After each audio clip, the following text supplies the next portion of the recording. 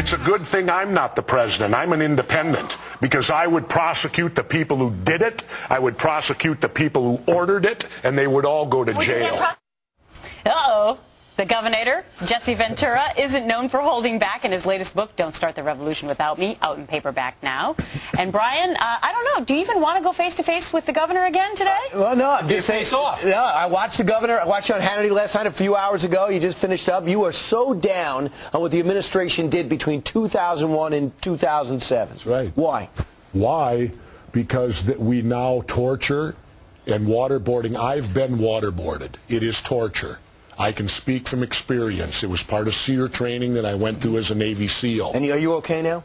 I'm fine. So is Khalid Sheikh Mohammed. He's about 60 pounds overweight, having a great time. It doesn't matter. If it was okay, then why don't we do it to criminals? When, if we've got gang members in L.A., okay, we know that their gangs are going to do bad things. When we arrest them, why don't we waterboard them so we can get information out of them? Do you want to stop? Because it's against the law. Don't come after me with that nonsense. What's nonsense? Waterboarding, because number one, if you torture someone, what you get is baloney. Well, it turns out they feel differently. The CIA feels differently than you do. If you read the 175 pages, they talk about, we got this guy, we get Hambali, we get his brother, and it happened by corroborating all this different evidence from the material they got. And they only waterboarded 3 guys, and on top of that, I want to know how you feel about the light deprivation, when you talk about sleep deprivation, when you talk about hot cold, when you talk about bugs. Does that all bother you? Yeah. Why don't we do that with our people in prison and jail? Ticking time bomb. So how else should we find out information from these terrorists? Well, you find out information like these guys. They got more information from them. It's documented before they ever waterboarded them.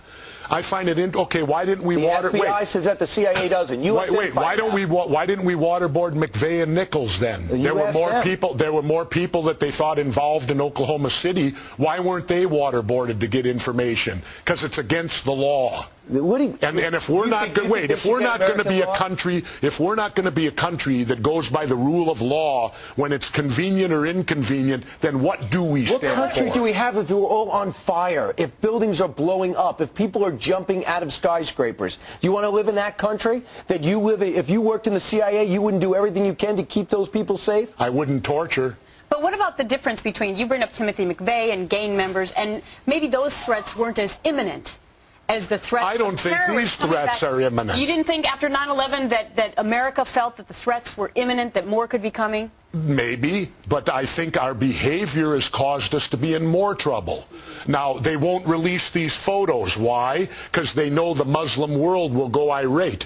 They're all after Nancy Pelosi. When did she know? When da-da-da? Well, if we hadn't have tortured, it'd be a dead issue, wouldn't it? Let's go to the real issue. It's called enhanced interrogation. Because Dick Cheney makes up a new word. No, the CIA told him that word. That's we need to get Khalid Sheikh Mohammed Abu Zubaydah. It's torture, my friend. And I've had it done. Have you been waterboarded? What? Do you want me to? Have you been get waterboarded, and then we'll ask you. Let me waterboard you. I'm not blowing up America. I'm not trying to destroy this country. I'm not trying to fight against democracy everywhere we go. These people. Neither are they. These are the people that cut off Danny Pearl's head, and you're worried about their welfare. No, I'm not worried about their welfare. I'm worried about what our country stands for. Are you afraid of getting them radical? I'm worried about what this our country. Well, where's it going to end? We have to end when they're dead. Really? Yeah. Well, how when come Al-Qaeda loses, have when you they decided their philosophy. Have you enlisted, or are you just talking? No, am I just talking? You want me to enlist? Yeah. You don't like our armed forces? Go walk the walk. Don't talk the talk. So wait a second. So if I'm not in the military, I can't pull for America? Sure you can. Yeah, and I can't fight for America? But you ain't fighting for us. While they continue to battle it out, if you're not in the military. We're going to take a quick break. We'll be right back.